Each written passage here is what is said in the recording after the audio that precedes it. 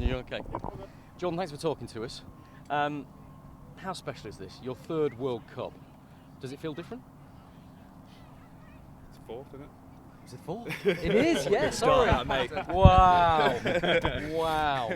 Sorry, let's start that again. Jordan, you're teeing us up for that one. Jordan, your fourth World Cup, how special? Yeah, very special. Obviously, I think everybody knows what England means to me. My whole career representing my country. So very honoured, very lucky to have this opportunity. But for me, it's the same as always, to be the best version of myself, to be ready to help the team, both on and off the pitch, and just give absolutely everything to help this team be successful in this tournament. Assess this squad for us. You know, you're the best man to judge that for us with your experience. But we've got Trent Alexander-Arnold at home, Harry Maguire, you've got Phil Foden, Cole Palmer, who aren't here. Absolute top quality. Yeah. How does this squad compare with previous squads that you've been involved with in major tournaments? Yeah, I mean, I know everybody likes to speak about players that aren't here. Unfortunately, that's the case with every England squad, really. There's so many good players, so much talent. But for us as a squad here, it's about being together, and we're here for a reason, and it's about bringing that, being the best version of yourself, being the best version individually and collectively, working every day to achieve our dreams, really. And to do that, we'll have to be on it every day. We'll have to be ready to sacrifice for each other. We'll have to be ready to do all the invisible work, as the gaffer says, and just be there to support each other, because we all know the talent this squad has, and what we can do and how we can hurt teams. So yeah, it's exciting, but there's a lot of work to be done, and we're just looking forward to get going. Were there times when you thought maybe you had played your last World Cup? It's been a strange few years. Went to Saudi or Ajax for a bit, that you thought maybe I've played in a World Cup for the last time? I never like to look too far ahead. I always just try to focus on the here and now and the near distant future, and not look too far. And yeah, of course, the last few years has been a bit of a roller coaster, to say the least.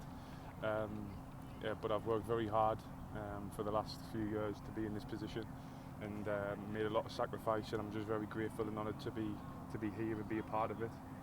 So I'm looking forward to it, and yeah, again, for me, no bigger tournament than the World Cup, so it's about arriving and just giving absolutely everything to make the nation back home very proud of us, and to do that we need to just be ourselves. How do you go that one step further? Again, not look too far ahead. I think you have to focus on what's important, and what's important at the minute is the next game. The first two pre-camp games is important to build fitness, build some rhythm. So we arrive in the World Cup in a good place against Croatia, because they're a very good side, and take each game as it comes, you know, and not look too far ahead. Just to pick up on what Rob said about those that are left home, is there ever a danger that adds pressure to the players that are here, that you're looking and thinking, well, so-and-so could be here or not, or just think, well, that's the manager's choice? I think pressure is what you want in football. You know, there's no bigger pressure than representing your country at a World Cup. It doesn't get any bigger than that, really. So that's the most important thing in it. For us, it's about staying together as a squad, which I'm sure we will, and working every single day tirelessly, like I say, from now all the way through, and let's see where we can get together. Jordan, you were in Qatar. Russia was quite warm as well. How does this compare, and what are the secrets of acclimatising as quickly as you can?